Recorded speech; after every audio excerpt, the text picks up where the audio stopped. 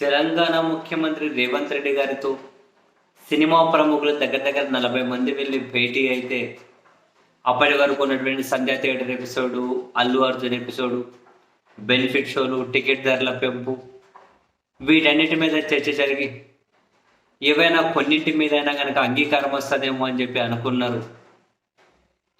2 గంటల భేటీ తర్వాత అక్కడ ఏమీ తేలలే. మా ప్రభుత్వం చేసే కార్యక్రమాలు మీరు ప్రమోట్ చేయాలి అని ఒక రకంగా తెలంగాణ గవర్నమెంట్ చెబుతూ వెళ్ళింది తెలంగాణ ముఖ్యమంత్రి గారు. అండ్ సినిమా వాళ్లకు రిలీఫ్నిచ్చే వార్త ఒక్కటంటే ఒక్కటైనా లేదు. మళ్ళీ ఇండివిజువల్గా ఏమైనా సినిమా ప్రముఖులు పెద్దలు వాళ్ళ సినిమాలకు సంబంధించి తెలంగాణ ప్రభుత్వ పెద్దలతో కలిసి ఏవైనా కనుక వాళ్ళకు ఉన్నటువంటి పరిచయాలను ఉపయోగించుకొని పర్మిషన్స్ తెచ్చుకుంటారేమో చూడాలి. అలా ఏమైనా పర్మిషన్ తెచ్చుకుంటే తెచ్చుకోవాలి.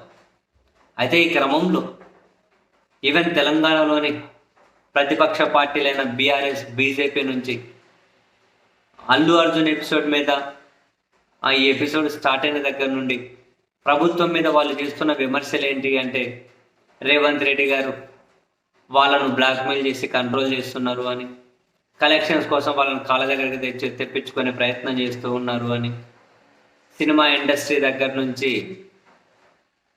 రావాల్సిన వాటి మీద ఏవైనా అక్కడి నుంచి తెచ్చుకునేకి ప్రయత్నాలు చేస్తూ ఉన్నారు. రకరకాలుగా వాళ్ళైతే విమర్శలు చేసుకుంటూ వస్తూ ఉన్నారు.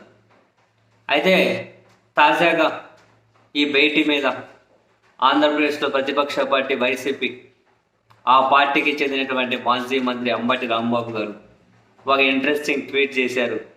అది కూడా పుష్ప 2 సినిమాలో సోఫాతో పోలుస్తూ, సోఫా సీన్ రెఫరెన్స్గా తీసుకొని, పూర్తి పరిష్కారం కావాలి అంటే సోఫా చేరాల్సిందే,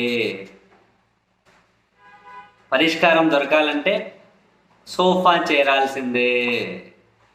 అర్థమైందా?